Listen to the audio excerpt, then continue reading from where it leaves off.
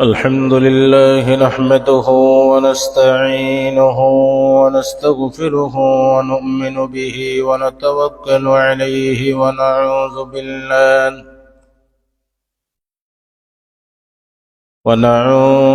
بالله من شرور أنفسنا ومن سيئات أعمالنا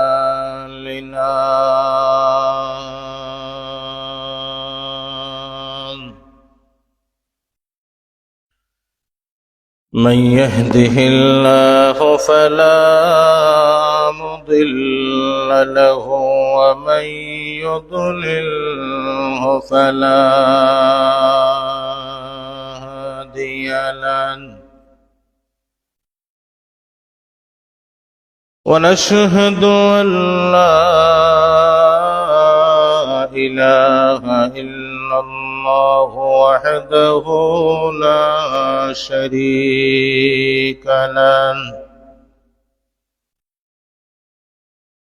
ونشهد أن سيدنا وسندنا وحبيبنا وحبيب ربنا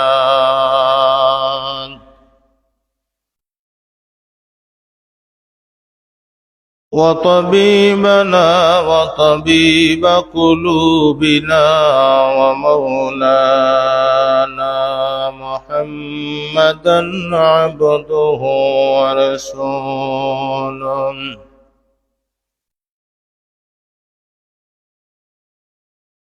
الذي أرسله بالحق بشيرا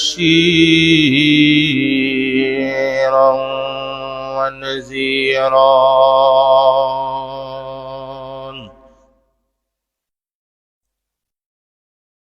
وداعيا إلى الله بإذنه وسراجا منيرا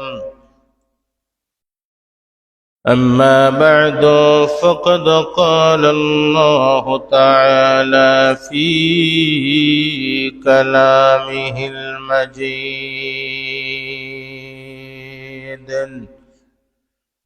وفي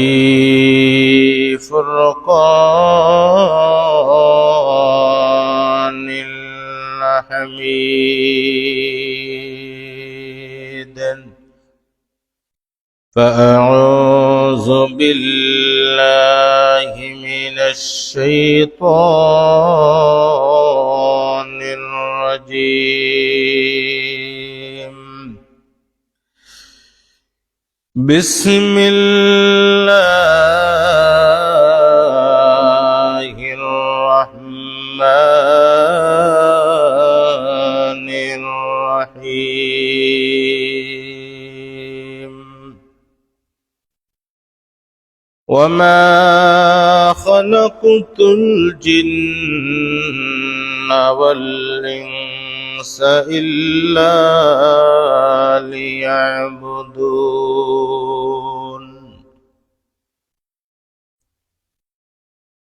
وقال رسول الله صلى الله عليه وسلم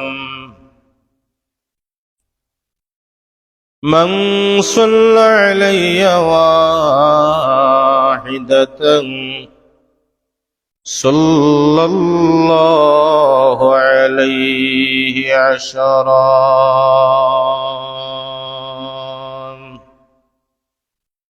صلى الله على سيدنا ومولانا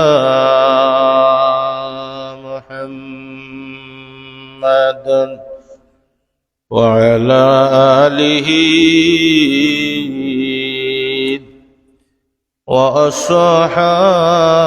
وأصحابه وسلم صلى الله على سيدنا ومولانا محمد وعلى آله وأصحابه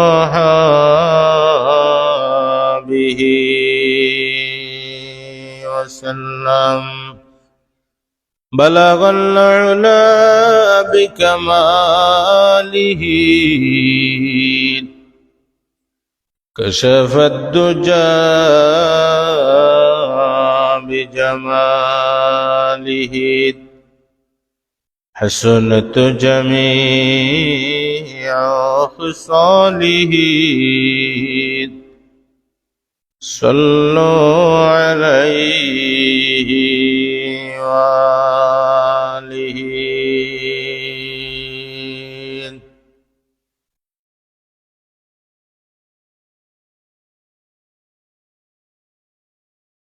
আলহামদুলিল্লাহ।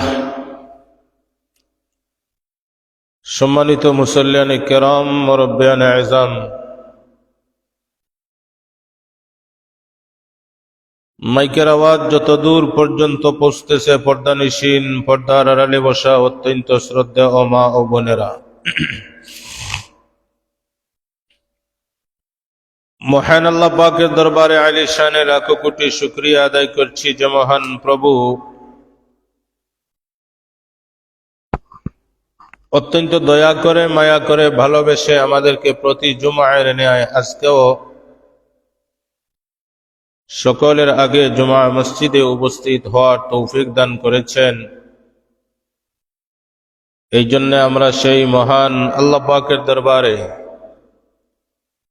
কালিমাতুশ শুকুর আদায় করছি, আলহামদুলিল্লাহ। লাখো কোটি দুরুদ সালামের হাদিয়া পেশ করছি বিশ্ব মানবতার মুক্তির দিশারি, সর্বকালের সেরা মহামানব, সাইয়্যিদুল মুরসালিন, শাফিউল মুজনিবিন, ইমামুল মুরসালিন, খাতামুন নবিয়্যিন, মাহবুবে কিবরিয়া, জিগর গুশায় আমিনা, তাজদার মদিনা, রহমতুল লিল আলামিন, শাফিউল মুজনিবিন, জনাবে মুহাম্মদুর রাসূলুল্লাহ সাল্লাল্লাহু আলাইহি ওয়াসাল্লামের পবিত্র রওজা মুবারকে, যে নবীর আদর্শ আর তরিকার মধ্যে রয়েছে গোটা দুনিয়ার সমস্ত মানুষের দুনিয়া এবং আখিরাতের সফলতা আর কামিয়াবি।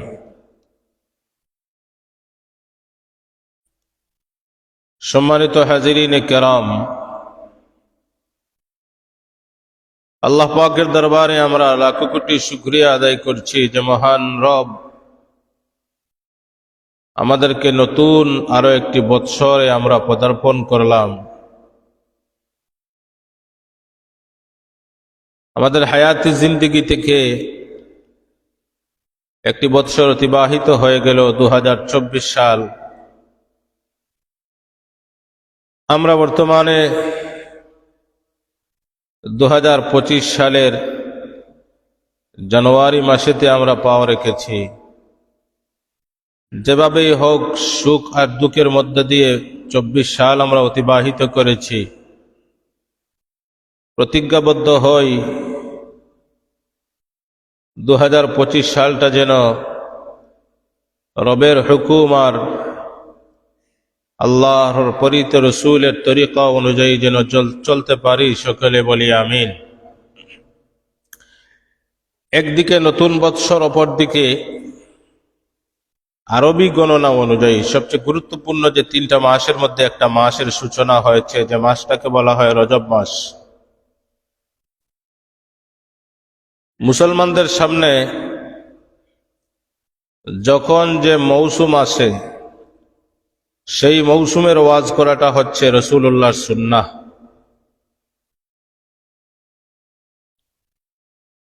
এই জন্য রজব মাস ঢুকেছে, আমাদেরকে জানতে হবে এই রজব মাসে আমরা কি কি আমল করব, আমাদের জন্য করণীয় কি। অত্যন্ত গুরুত্বপূর্ণ রমজানুল মুবারকের আগের এই 2টি মাস, রজব এবং শাবান মাস।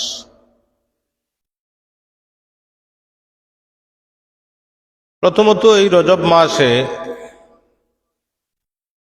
আমরা যে আমলটি সবচেয়ে বেশি করব সব সময়,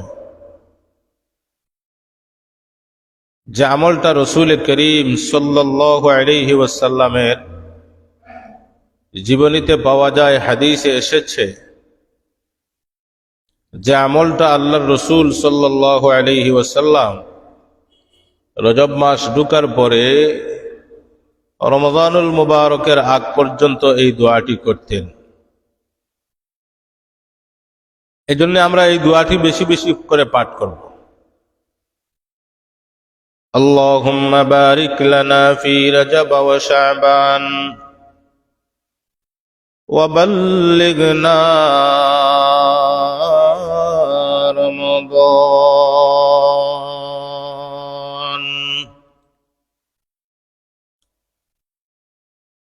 হাদিস শরীফের মধ্যে এসেছে, রজব মাস যখন ঢুকত তখন আল্লাহর হাবিব সাল্লাল্লাহু আলাইহি ওয়াসাল্লাম এই দোয়াটি বেশি বেশি করে আল্লাহ পাকের দরবারে পাঠ করতেন। আল্লাহুম্মা বারিক লানা ফি রজব ওয়া শাবান ওয়া বাল্লিগনা রমাদান।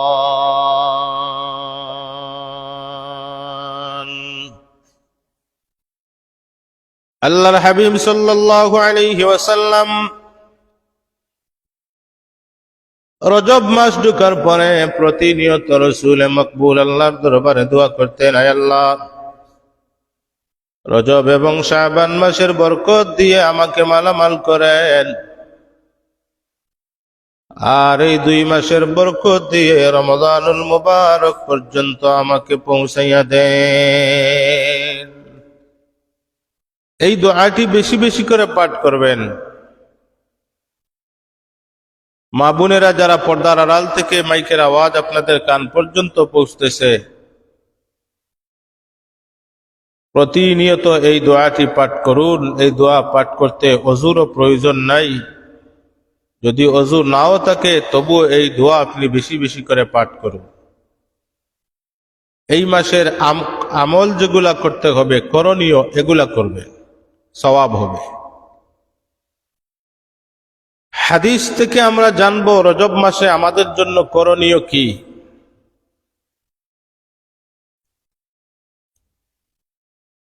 আল্লাহ পাকের রসুল সাল্লাল্লাহু আলাইহি ওয়াসাল্লাম হাদিসে বলেছেন, এমন 3টা জিনিস তোমরা আল্লাহর কাছ থেকে চাইয়া নিও, আর এই 3টা জিনিস বিশেষ করে এই 3টার মধ্যে থেকে 2টা জিনিস এই রজব মাসে আমাদেরকে বেশি করে পালন করতে হবে। আল্লাহর কাছে চাইতে হবে 3টা জিনিস। 1 নাম্বার, এমন একটা কলব আল্লাহর কাছে চাইতে হবে যে কলবটা সব সময় আল্লাহর শুকরগুজারি হয়। এমন একটা কলব, আত্মাহাদ, আরবিতে বলা হয় কলব, বাংলায় বলে অন্তর, ইংরেজিতে বলে হার্ট। এই অন্তর, কলব, হার্ট আল্লাহর কাছ থেকে এমন একটা জিনিস চাইতে হবে, এমন একটা কলব, এমন একটা অন্তর মালিকের কাছে আপনাকে চাইয়া নিতে হবে যে অন্তরটা সব সময় আল্লাহর শুকরগুজারি হয়। সুবহানাল্লাহ। আল্লাহর শুকরিয়া আদায় করার মতো কলব আল্লাহর কাছ থেকে চাইয়া নিতে হবে। গত জুমায় আপনাদের কাছে বলছিলাম না, শুকরিয়া আদায়ের ব্যাপারে আলোচনায়, আপনি যত বেশি রবের দরবারে শুকরিয়া আদায় করবেন, লাভটা আপনার হবে, আপনার মালিক আপনার নিয়ামতকে বাড়িয়ে দিবেন। সুবহানাল্লাহ। আপনি কি পাইছেন না পাইছেন এটার কোনো হিসাবে যাইয়েন না। যা আপনাকে আল্লাহ দিয়েছেন, আপনি তার বিনিময়টা কি তৈরি করে রেখেছেন সেটা একটু হিসাব করেন। আপনার আমার চাওয়ার তো কোনো শেষ নাই। আপনাকে আল্লাহ কি দিছেন আর সামনে কি পাবেন না পাবেন এই আশাটা বাদ দিয়ে আপনাকে যেটুকুই দিয়েছেন আল্লাহ, এটুকুর জন্য জবাবটা কি রেডি করেছেন, শুকরিয়া কি আদায় করেছেন, সেটা হলো চিন্তার বিষয়। আল্লাহ আপনাকে তো সুন্দর একটা বডি আপনাকে আমাকে দিল, কিয়ামতের দিন যদি আল্লাহ জিজ্ঞাসা করে কত মানুষকে পাগল ছাগল বানাইয়া দুনিয়াতে দিয়েছিলাম, কত মানুষের হাত দেই নাই, পাও দেই নাই, চক্ষু দেই নাই, তোমাকে সব দিয়েছি, বলো তো এগুলার শুকরিয়া তুমি কি আদায় করেছো, এগুলার বিনিময়টা আমাকে দিয়ে দাও। পৃথিবীর একটা মানুষের সাধ্য নাই, একটা মানুষের ক্ষমতা নাই, রবের একটা মাত্র সৃষ্টি মানুষের একটা অঙ্গ প্রত্যঙ্গের বদলা পৃথিবীর মানুষ দিতে পারবে না। কিন্তু একটা সামান্যতম শব্দ যদি আপনার জবান থেকে আপনি বের করেন, তাহলে যে আল্লাহ আপনাকে আমাকে এত কিছু দান করেছেন, সেই আল্লাহ আপনার আর আমার উপরে রাজি আর খুশি হয়ে যান। সুবহানাল্লাহ। আল্লাহকে খুশি করা একেবারে সহজ। আপনি যা পেয়েছেন আলহামদুলিল্লাহ, যা হারাইছেন আপনার জীবন থেকে তাও আলহামদুলিল্লাহ, বর্তমানে কেমন আছেন আলহামদুলিল্লাহ, সামনে কেমন থাকবেন তাও আলহামদুলিল্লাহ। অভিযোগ দেওয়ার মতো জায়গা নাই, দিবেন কার কাছে? এই দুনিয়ার মানুষ শুধু শুনে কান সুখ করে, এর চাইতে বেশি আপনাকে কিছু করতে পারবে না। যা কিছু করার আপনার রবের কাছ থেকে আপনাকে করে নিতে হবে। এই জন্যে যা পেয়েছি আলহামদুলিল্লাহ, যা হারিয়েছি আলহামদুলিল্লাহ, সামনে রব আমাকে যা দিবেন তার জন্যও আলহামদুলিল্লাহ। রবের সমস্ত জিনিসের উপরে আমি সন্তুষ্ট আলহামদুলিল্লাহ। সামনে কি দিবেন না দিবেন এটার হিসাবে যাইয়েন না, গেলে বিপদে পড়বেন। 2 নম্বরে আরেকটা জিনিস আল্লাহর কাছ থেকে চাইয়া নিতে হবে, এমন একটা জিহ্বা, যে জিহ্বাটা প্রতিনিয়ত আল্লাহর জিকির করে, বেশি বেশি করে।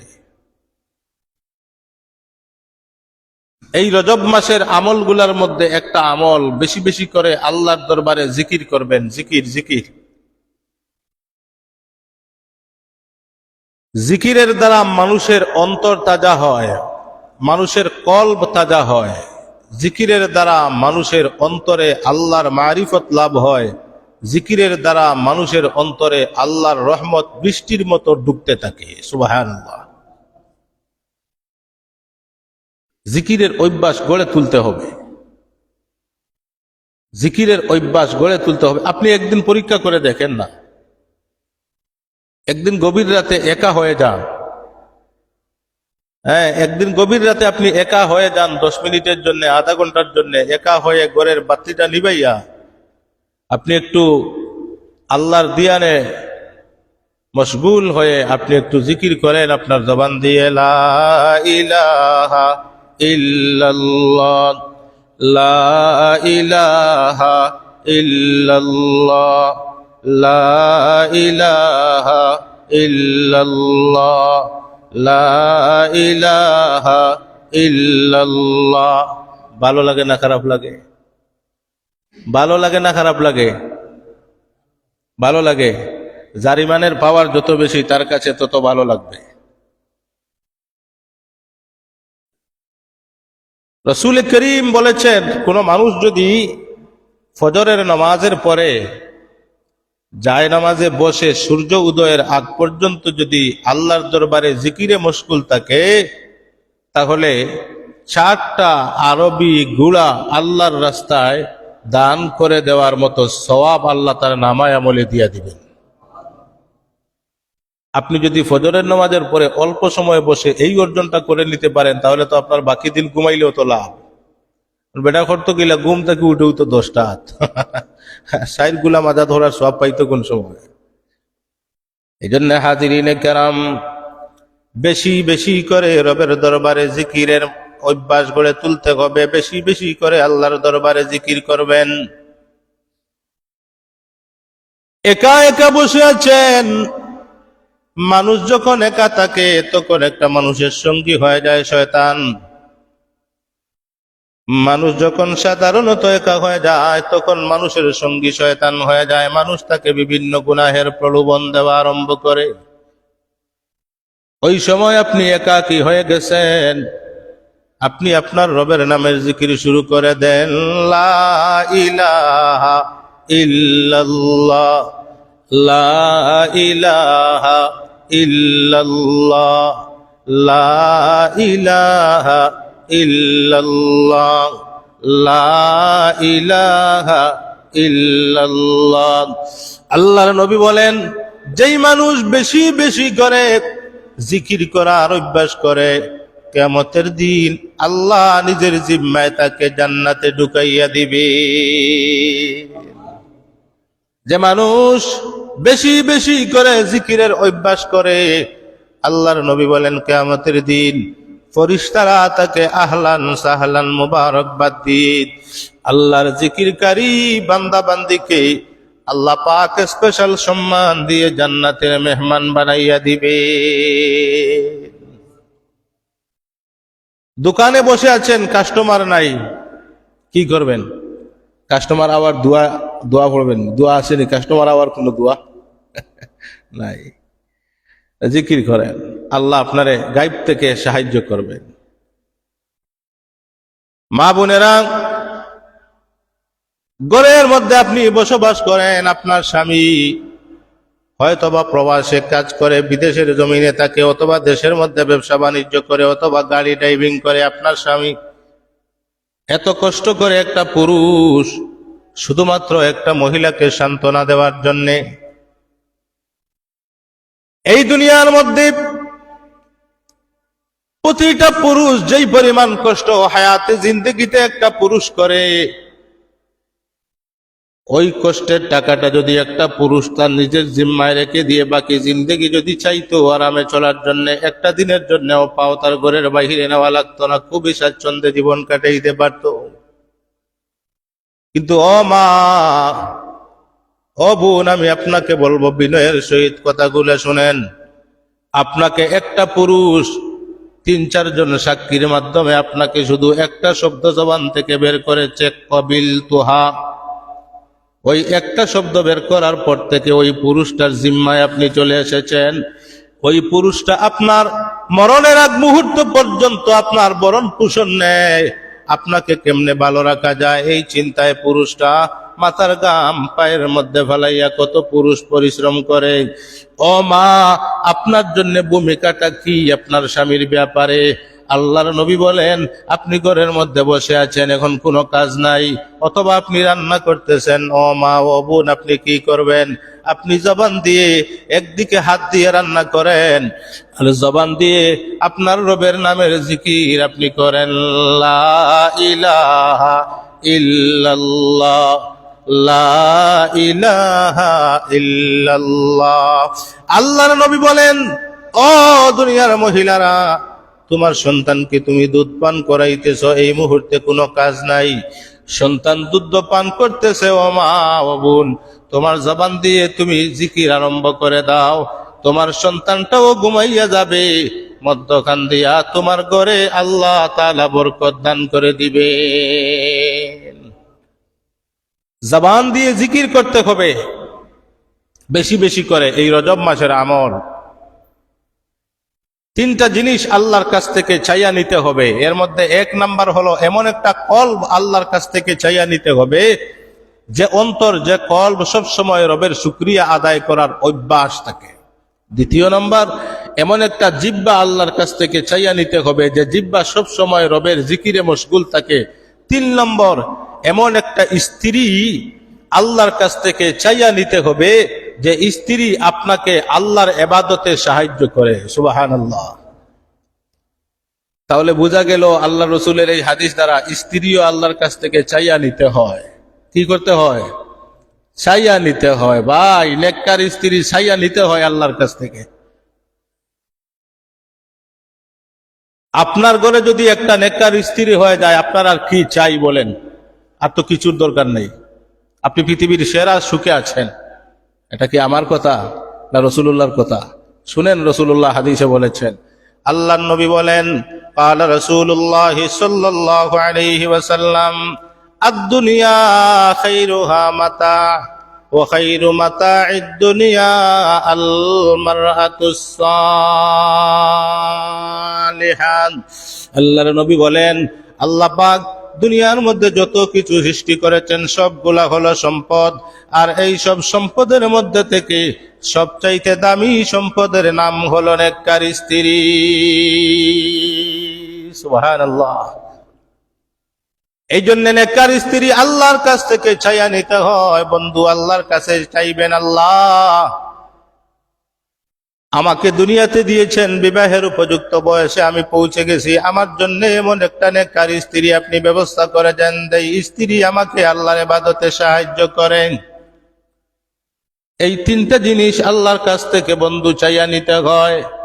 এই রজব মাসের আমলের মধ্যে থেকে একটা আমল বেশি বেশি করবেন, আল্লাহর দরবারে ইস্তেগফার পাঠ করবেন, বেশি বেশি ইস্তেগফার পাঠ করবেন। আস্তাগফিরুল্লাহ, আস্তাগফিরুল্লাহ, আস্তাগফিরুল্লাহ, এটা পাঠ করতে আর জিকির করতে মা বোনেরা অজুর প্রয়োজন নাই। হ্যাঁ, মহিলাদেরকে আল্লাহ তাআলা একটা আল্লাহর পক্ষ থেকেই পূর্ব সিদ্ধান্ত অনুযায়ী একটা বেমার দেওয়া হয়, অসুস্থতা দেওয়া হয়। 10-15 দিনের জন্য প্রতি মাসে অসুস্থ থাকেন মহিলারা, ওই অসুস্থতার সময়ও জিকির করতে পারবেন, ইস্তেগফার পড়তে পারবেন, কোনো বাধা নাই। আপনি এইটুকু কাজ যদি আপনার স্বামীর সংসারে এসে করতে পারেন না, আপনার কপালে কেমনে আপনি শান্তির আশাটা করেন? এটুকু কাজ তো অন্তত আপনাকে আপনার স্বামীর সংসারে থেকে করা আপনার জন্য জরুরি। এই জন্য নেককার স্ত্রী আল্লাহর কাছ থেকে চাইয়া নিতে হয়। রাসূল মকবুল সাল্লাল্লাহু আলাইহি ওয়াসাল্লাম হাদিস শরীফের মধ্যে বলেছেন, একজন মানুষের সৌভাগ্যের লক্ষণ হলো 4টা। প্রতিটা মানুষের সৌভাগ্যের লক্ষণ কয়টা? 4টা। কয়টা বলেন? 4টা। আমি 4টা আপনাদেরকে শোনাবো। প্রতিটা মানুষের সৌভাগ্যের লক্ষণ হলো 4টা, আর কপাল পোড়া মানুষেরও লক্ষণ হলো 4টা। আমরা এই 4টা 8টা শুনবো, আর এই আল্লাহর পক্ষ থেকে সৌভাগ্যের লক্ষণ যে 4টা, এই 4টা আমরা অর্জন করার চেষ্টা করব। 1 নাম্বার, একটা মানুষের সৌভাগ্যের লক্ষণ হলো একটা নেককার নারী। একটা নেককার নারী। আপনার ঘরে যদি একটা নেককার নারী থাকে, একটা স্ত্রী থাকে, তাহলে এটা আপনার জন্য সৌভাগ্যের 1 নাম্বার লক্ষণ। 2 নাম্বার লক্ষণ হলো প্রশস্ত বাড়ি। একটা বিরাট বাড়ির মালিক যদি আপনি হয়ে যান, বাধা নাই, হাদিসে কোনো বাধা নাই। হাদিসের শব্দ এসেছে, প্রশস্ত বাড়ির কথা এসেছে হাদিসে। মানুষের সৌভাগ্যের লক্ষণ হলো 4টা, এর মধ্যে 1 নাম্বার হলো একটা নেককার নারী। যদি কোনো মানুষ পেয়ে যায়, ও মানুষ ভাগ্যবান। 2 নম্বর, একটা প্রশস্ত বাড়ি, বিরাট বড় বাড়ির মালিক যদি কোনো মানুষ হয়, এটা তার সৌভাগ্যের লক্ষণ। তবে হ্যাঁ, বাড়িটা হতে হবে হালাল টাকায় কিনা এবং হালাল পদ্ধতিতে হতে হবে। 3 নম্বর, চলাচলের জন্য ভালো যোগাযোগ ব্যবস্থা, এটাও একটা মানুষের সৌভাগ্যের লক্ষণ। আর 4 নম্বর হচ্ছে তার প্রতিবেশী ভালো হওয়া। পাড়া প্রতিবেশী যে মানুষগুলাকে নিয়ে সে চলবে, এগুলা যদি ভালো হয়, এদের যদি চরিত্র ভালো হয়, তাহলে এটা হচ্ছে একটা মানুষের সৌভাগ্যের এই 4টা লক্ষণ। এবার আসেন, সৌভাগ্যের লক্ষণ 4টা বললাম। এবার মানুষ কপাল পোড়া যারা হয়, একজন মানুষের কপাল পোড়ার জন্য 4টা লক্ষণ। 1 নাম্বার লক্ষণ হলো একটা বেআমল নারী, একটা বদকার নারী যদি তার জীবনে এসে যায়, তাহলে তার আর জাহান্নামের আগুনের মোটামুটি দরকার নাই। মোটামুটি জাহান্নামের কিছুটা নিচে নাই, এটা দুনিয়ায় ফাইয়া দেব। এমন নারী আছে না নাই ভাই? আছে না নাই? আল্লাহর ফজর থাকি যেমনে জগলা শুরু করে স্বামীর লোকে আর বাড়ির সব মানুষের লোকে খেট খেট খেট খেট শুরু করে, মোটামুটি আল্লাহ দিন দিন নিয়ে যে সময় রাইত বানাই না, ওই সময় আল্লাহর বান্দি গিয়া গরু ঢুকিয়াও বন করে না, হনো গিয়াও কেসেট বাজায়। আছে না নাই? ইতারে লইয়াও একটা বেটাইতে সংসার করা। ই চাচারে গিয়া জিকাইও হলে হলে, মানুষের সামনে নাই, হলে হলে জিকাই গেল, ও চাচা কত দানে কত চাউল? তাই কইবা বাবা বাড়িত গেলে সূর্যর আলো সাদা দেখি না, ওল দিয়া দেখি, আমিও কইতাম পারি না, হাজরাইল লইয়া আসি। ও তানো জিন্দেগি যার এগু তো সর্দার, তো তার মাথার উপরে এগু সর্দার, তাই মুরব্বী, তাই হাইকোর্টের জজ কোর্ট হাইকোর্ট আদালত সারা তাই গেছে, রায়ও তাই দে, বিচারও তাই করে, প্রয়োজন হইলে তোমারে আরো 4টা দিব। তোমার খাম খালি আনি দিতাই তাই খাইতো, আর বিচার করতো সারা তাই। ইলা বেটিন ইলা জর্দা ইলা দরজাল মার্কা বেটিনও কিছু সমাজের মধ্যে আছে। এই জন্য আল্লাহর রসুলে ফরমাইছেন হাদিসের মধ্যে, কপাল পোড়া মানুষের লক্ষণ 4টা। এর মধ্যে 1 নাম্বার লক্ষণ হলো একটা বদকার নারী যদি কোনো মানুষের সংসারে এসে যায়, তাহলে তার আর অশান্তির জন্য দ্বিতীয় আর কোনো কিছুর প্রয়োজন হয় না, ওই একটা বেআমল নারী যথেষ্ট। এই জন্য মা বোনেরা স্বামীর উপরে কর্তৃত্ব খাটাইতে যাইয়েন না। দুনিয়াও ধ্বংস হবে আপনার, আখেরাতও ধ্বংস হবে। আর কিছু আমরা সমাজও কিছু বেটাই নো, এমন বেটি মার্কা বেটা, এ বিয়ার আগেও সারা দিয়া তৈ দিছে বেটিরে ফুল পাওয়া, ফার্স্ট লেডি বানাইয়া আগেও দিলেছে। এখন আর এ বেটা রশি টানাইলে রশি ছিঁড়ে দিব, পারতো না। আগেও কইছে এটা সারা তোমার, আপনি অকলতা। ওই যে হে করছে সকল জায়গা, এর লাগি তো পুরুষরে আল্লাহ এই ক্ষমতা দিছে। আর রিজালু কাওয়ামুনা আলান নিসা, কোরআন শরীফের আয়াত। গাড়ির মধ্যে একটা আছে নি টায়ার, আর একটা আছে নি টিউব, কোনটার শক্তি বেশি? টায়ারও না টিউবর? টায়ারও। পুরুষরে টায়ার বানাইছে। এখন তুমি যদি টায়ার ওইয়া যদি টিউব হয়ে যাও, তো এখান তোমার দোষ, মালিকা তো তোমার টায়ার বানাইছ। আল্লাহ তাআলা তোমার এই পাওয়ার দিতে তো আর ভুল করছেন না, আল্লাহ তো তোমার টায়ার বানাইয়া দিছেন। তুমি গিয়া এই বেলা হইয়া একবারে ইখেনে পড়ি গেলাই তাই বেটির একবারে, যে এখন তাইরে বিচারি বানাইয়া এখন যাও তুমি সময় সময় পিঠাও খাইবা, বিচারও তাই করবো, আর 3 গাও শুনাইয়া দরবার করবো, যে তা তাই মনে চায় তা করবো। তুমি মাত্তাই পারতাই না, খালি রুটি করে আনি দিবা, মাতিলে বাড়ি থেকে বাড়িয়ে দিবা কি হরুতা অগুন তাই সিস্টেম আনিছে কি? বাস্তবতা না অবাস্তব কইরাম ভাই। এমন এমন এমন সংসারের জাহান্নামের আগুনে হাজারো মানুষ জ্বলতে আসে। এটা একটা মানুষের কপাল পোড়া মানুষের 1 নাম্বার লক্ষণ হলো, একটা বদকার নারী যদি কারো সংসারে এসে যায়, তাহলে এটা তার কপাল পোড়ার 1 নাম্বার লক্ষণ। দ্বিতীয় লক্ষণ হলো সংকীর্ণ বাড়ি, ছোট বাড়ি। এটা তেমন একটা ব্যাপার না, এটা মালের উপর নির্ভর করে। তবে সবচেয়ে গুরুত্বপূর্ণ বিষয় হলো নেককার নারী। এটা মানুষের টাকার অভাবের কারণে ছোট বাড়ি হতে পারে, তবে হাদিসে এসেছে এই শব্দ। 3 নম্বর হলো যোগাযোগ ব্যবস্থা যদি কোনো মানুষের খারাপ হয়, এটাও তার কপাল পোড়ার লক্ষণ, সৌভাগ্যের লক্ষণ না এটা। কিছু মানুষ দেখবেন, এমনও মানুষ আছে 3-4টা নদী পার হইয়া যাওয়া লাগে, এরা জানে রাস্তাঘাটের কতটা কদর। আর 4 নম্বর একটা কপাল পোড়া মানুষের লক্ষণ হলো তার প্রতিবেশী খারাপ হওয়া। প্রতিবেশী খারাপ হওয়া, এমন মানুষের খান্দার তার বাড়ি, ফজরের বাদ হইলেও আইকে বিচার লাগাই দেয়, কয় বা তোমার ফুয়ায় আমার কাছ থেকে বড়ই বাড়ি আনিছে কি? ও একটা বড়ই লইয়া লাগাই দেয় দরবার, আস্তা দিন দরবার করে, আস্তা মাস দরবার করে, 1.5 পয়সায় বড়ই লইয়া দরবার করিয়া হেসে দেখা যায় এগুর মাথা ভাড়াভাড়ি হয়ে গেছে। আসে না নাই? এরকম প্রতিবেশী আছে না নাই? এই জন্য আল্লাহর রসুল ফরমাইন, এই ধরনের মানুষ যারা, এরা হলো সৌভাগ্যের লক্ষণ।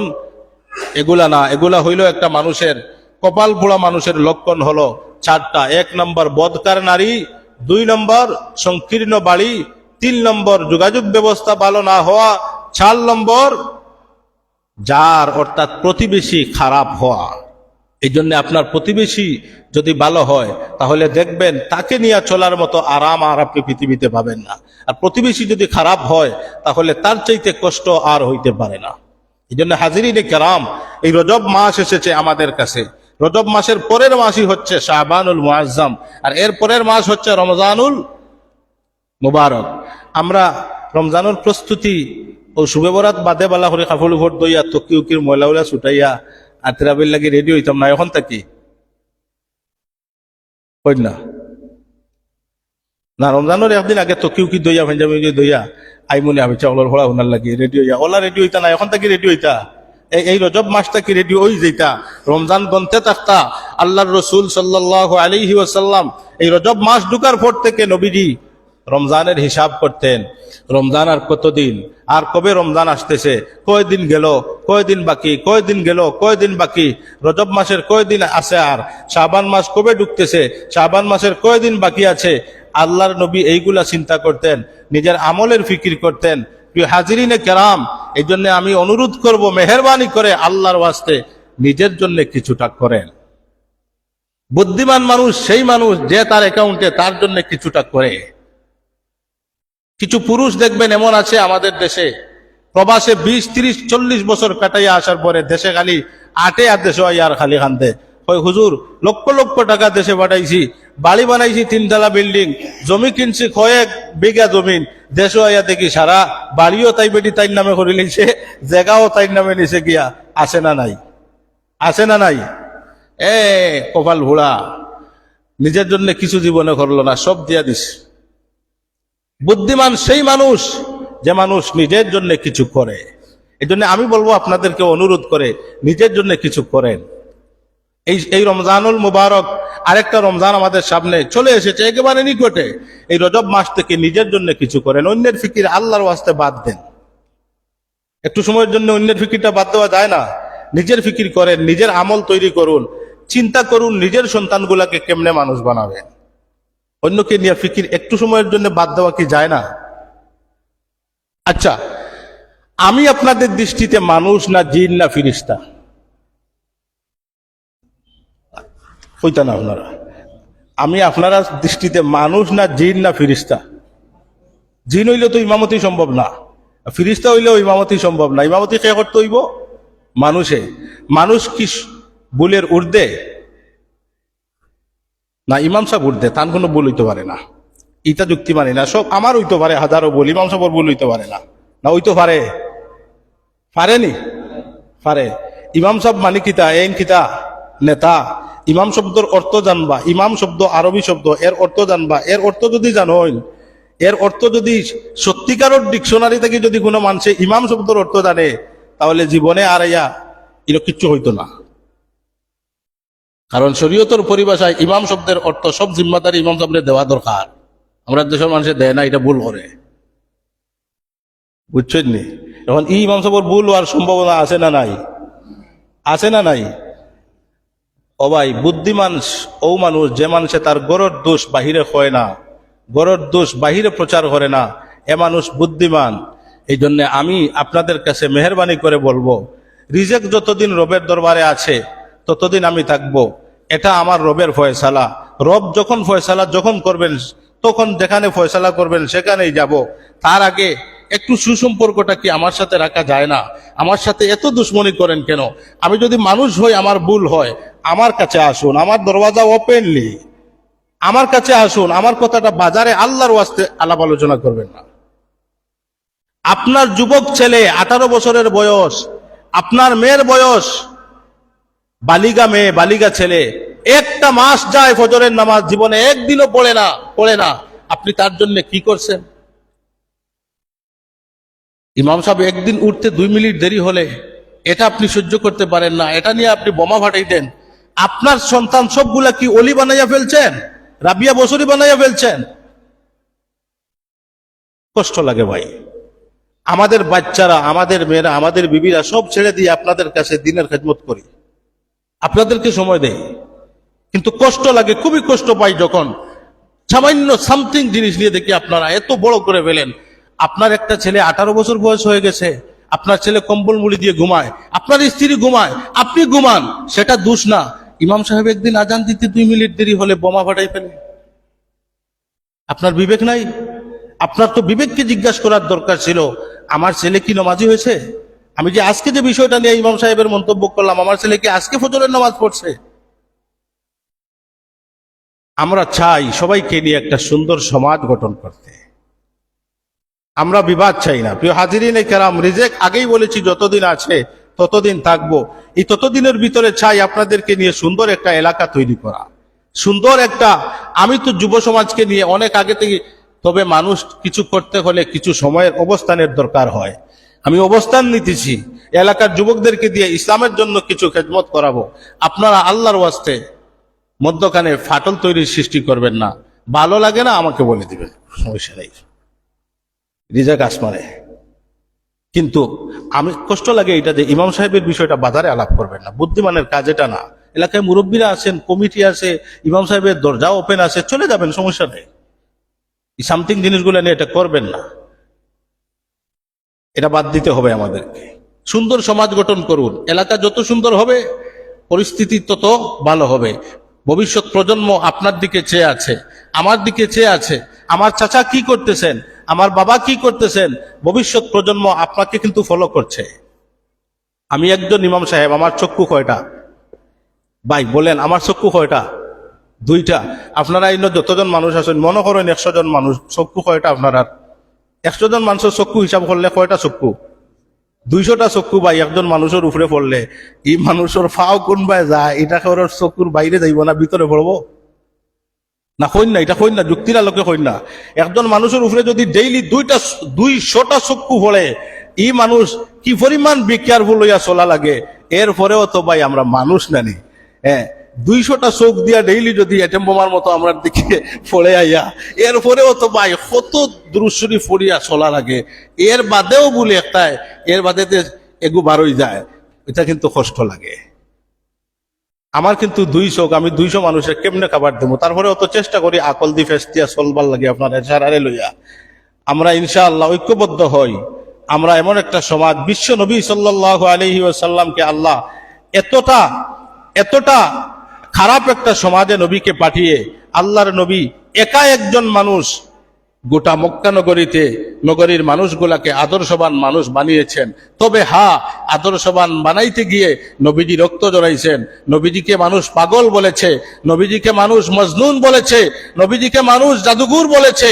তবে এই নবীর উম্মত আমি নবীর ওয়ারিস, আমি কোরআন পড়েছি, হাদিস পড়েছি, আমাকে নিয়েও মানুষ কথা বলবে, এটা কোনো দুঃখের বিষয় না। যদি মানুষ বলে, আমি শুনি আমাকে নিয়ে কথা বলে, তখন আমি মনে করব আমার কিছুটা হলেও আমার দিনের কাজ আমার রবের কাছে কবুল হয়েছে। একজন মনে রাখবেন, কোনো মানুষ সমাজের প্রতিটা মানুষের কাছে ভালো হতে পারে না। যদি কোনো মানুষ সমাজের সব স্তরের মানুষের কাছে ভালো হয়, তাহলে হাদিসে এসেছে ধরে নিবেন 2টা জিনিস, হয় তার ইমানের দুর্বলতা আছে, নতুবা তার আমলে দুর্বলতা আছে। কোনো মানুষ যদি পাকাপুক্ত আমল আর ইমান পাকাপুক্ত নিয়ে থাকতে হয়, সবার কাছে মামুজি হতে পারবে না। আর একজন ইমাম তো ভাই মামুজি হইয়া চলা সম্ভব না। ইমামের মতো ইমাম হইলে মামুজি কেমনে হইবা? মামুজি হইলে তো সারা অপরাধ মাফ। আল্লাহ তুমি আমাদের সবাইকে এই রজব মাসে বিশেষ করে 3টা আমল আমরা করব, যেটা বলেছি, বেশি করে ইস্তেগফার পড়বেন, বেশি করে দুরূদ শরীফ নবীজির উপরে পাঠ করবেন, আর বেশি করে এই দোয়াটা পাঠ করবেন, আল্লাহুম্মা বারিক লানা ফি রজব ওয়া শাবান ওয়া বাল্লিগনা রমাদান। এই 3 আমলের বাহিরে আর কোনো আমল আমরা হাদিসে পাই নাই। এখন যদি কেউ গরু জব করি তার সিদ্ধি করিয়া খায়, গুড়া জব করে খায়, আত্মি জব করে খায়, খাওক তার, এটা আমরা কিন্তু হাদিস ওইগুলো পাইছি না, আপনারা আর কইছি না। ঠিক আছে, হাদিসে এই 3টা জিনিস আছে, এইগুলা করবেন। কোন সিন্নি সালাতের ব্যবস্থা রজব মাসে এটা হাদিসও নাই। দুরূদ শরীফ পড়ি, সাল্লাল্লাহু আলা সাইয়্যিদিনা ওয়া মাওলানা মুহাম্মদ ওয়া আলা আলিহি ওয়া আসহাবিহি ওয়া সাল্লাম। একজন মহিলা 100 টাকা মসজিদে দান করছেন, আরো একজন ভাই 1000 টাকা মসজিদে দান করছেন। আল্লাহ তাআলা এই দানগুলোকে কবুল ও মঞ্জুর করুন, আমিন ইয়া রাব্বাল আলামিন।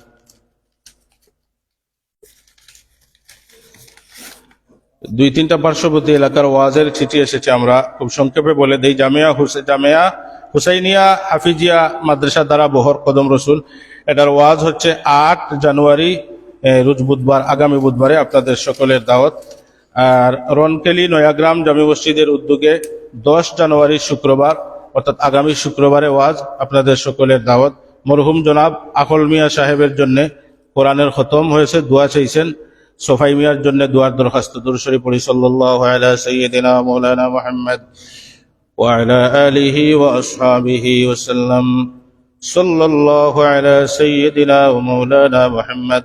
বিশেষ করে হাজিরিনে কেরাম, আমরা নতুন বৎসরে পদার্পণ করছি। গত 24 সাল আমাদের এলাকা থেকে, আমাদের দেশ থেকে, আমাদের আত্মীয় স্বজনের মধ্যে থেকে অনেক রিলেটিভ সম্পর্কের মানুষ দুনিয়া থেকে চলে গেছেন, যারা আর কোনোদিন এই দুনিয়াতে আসবেন না। আমাদের অনেক আত্মীয় স্বজনকে আমরা বিগত 24 সালে হারাইছি, অনেক কিছু আমরা হারিয়েছি। আমরা এই 25 সালে ঐক্যবদ্ধ হই যে আমরা এই সালে আর হারাবো না, অর্জন করব কিছুটা হলেও। আর যাদেরকে আমরা হারিয়েছি তাদের জন্য আমরা প্রাণ খুলে দোয়া করি, আমাদের কবরবাসী মুর্দেগানকে যেন আল্লাহ কবরের জীবনে সুখে রাখে। আলহামদুলিল্লাহ, আলহামদুলিল্লাহি রাব্বিল আলামিন, আল-আকিবাতু লিল মুত্তাকিন, والصلاة والسلام على أشرف الأنبياء والمرسلين وعلى آله وأصحابه أجمعين. ربنا ظلمنا أنفسنا وإن لم تغفر لنا وترحمنا لنكونن من الخاسرين. رب ارحمهما كما ربياني صغيرا. رب ارحمهما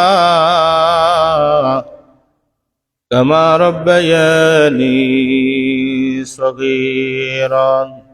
রব্বুল আলামিন, আয় আল্লাহ, নতুন বৎসর আর রজব মাসের প্রথম জুমা মুবারক মাস, মুবারক দিন, ইয়া আল্লাহ, জিন্দগির গুনার বোঝা মাথায় নিয়া অপরাধীর বেশে আল্লাহ আপনার দরবারে, আয় আল্লাহ, কোরআন কারীমের কত হাফেজ সাহেবদেরকে নিয়ে, আলিম উলামাদেরকে নিয়ে,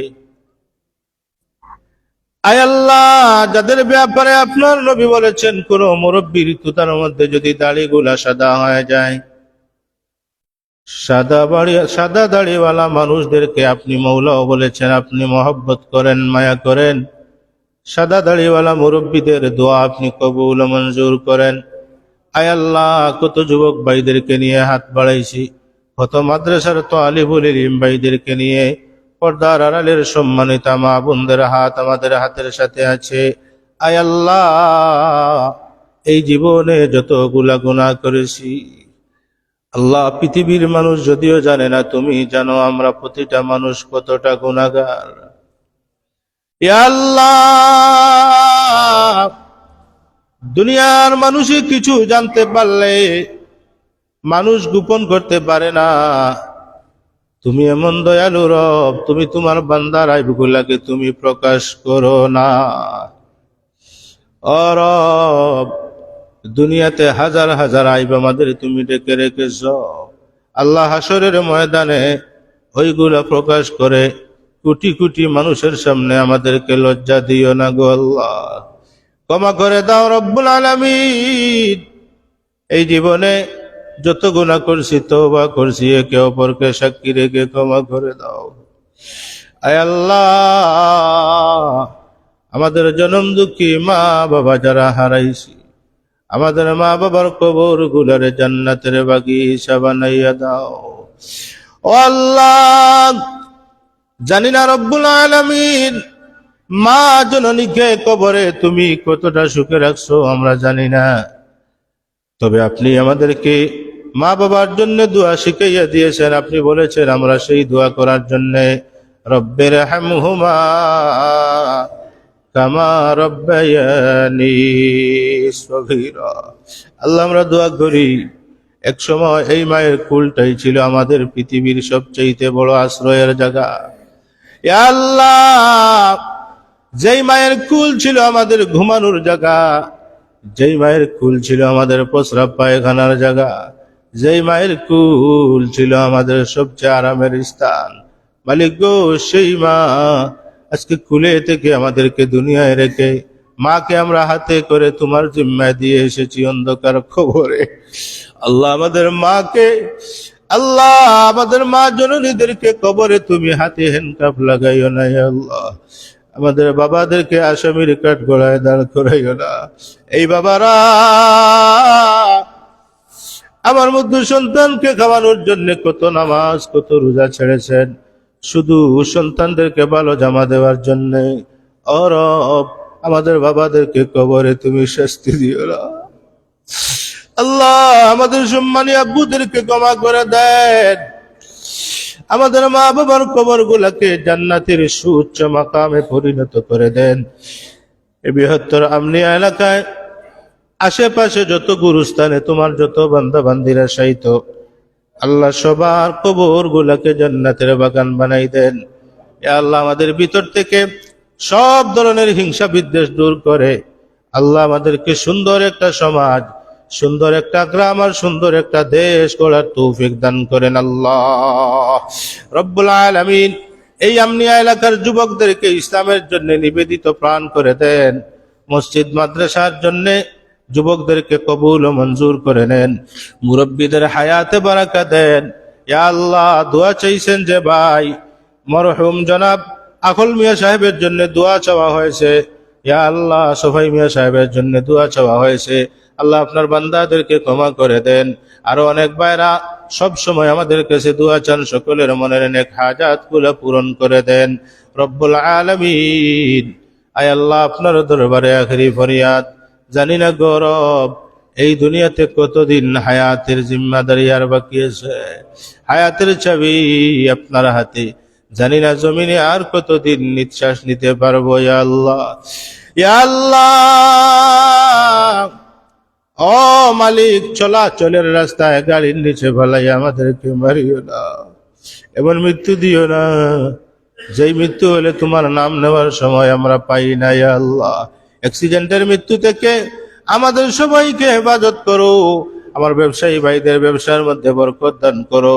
যে সমস্ত ভাইরা গাড়ি চালক, গাড়ি চালিয়ে জীবিকা নির্বাহ করে, আল্লাহ ড্রাইভার ভাইদেরকে অ্যাক্সিডেন্ট থেকে হেফাজত করো। ইয়া আল্লাহ, ও রব, অনেক বেমারি মানুষ অসুস্থ, বাড়িয়ে করে হসপিটালে, ক্লিনিকে, বাসা বাড়িতে, দেশে আর বিদেশে, আল্লাহ তামাম অসুস্থ তোমার বান্দা বান্দিদেরকে শিফার নিয়ামত দান করো। আল্লাহ রব্বানা তাকাব্বাল মিন্না ইন্নাকা আনতাস সামিউল আলিম ওয়া তুব আলাইনা ইয়া মাওলানা ইন্নাকা আনতাত তাওয়াবুর রহিম।